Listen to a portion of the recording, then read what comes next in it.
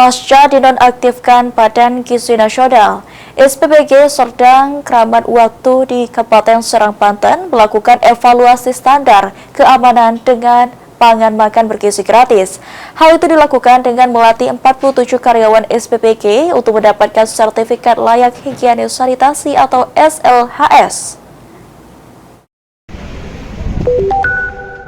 Sebanyak 56 satuan pelayanan pemenuhan gizi SPPG di sejumlah daerah dinonaktifkan oleh Badan Gizi Nasional menyusul kejadian luar biasa keracunan program makan bergizi gratis MBG.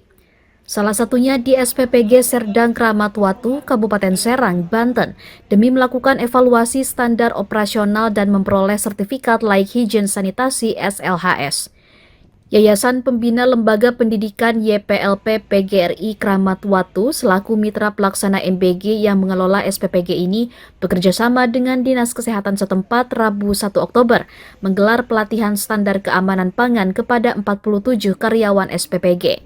Ketua YPLP PGRI Ahmad Jazuli mengatakan evaluasi dan pelatihan tersebut sesuai arahan Badan Gizi Nasional untuk memastikan keamanan pangan MBG sebelum didistribusikan. Sebelumnya, SPPG Serdang Kramat Watu pernah mempunyai catatan keracunan sebanyak 6 orang siswa penerima MBG.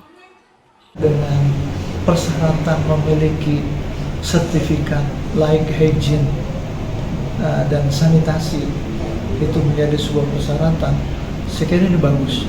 Jadi dapur-dapur itu melakukan training, pelatihan, pembekalan kepada semua relawan supaya tahu SOP kebersihan dan sebagainya. Kalau untuk kita pengennya sih untuk cepat selesai gitu, cepat masuk kembali biar bisa kerja lagi.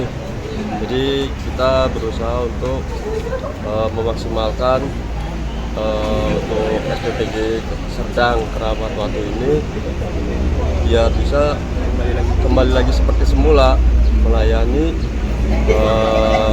sekolah-sekolah yang sudah ada di daerah Kramat.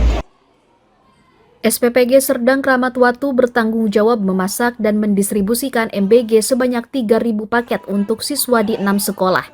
Selain itu juga ibu hamil, ibu menyusui, dan anak kurang gizi yang jumlahnya mencapai 500 orang.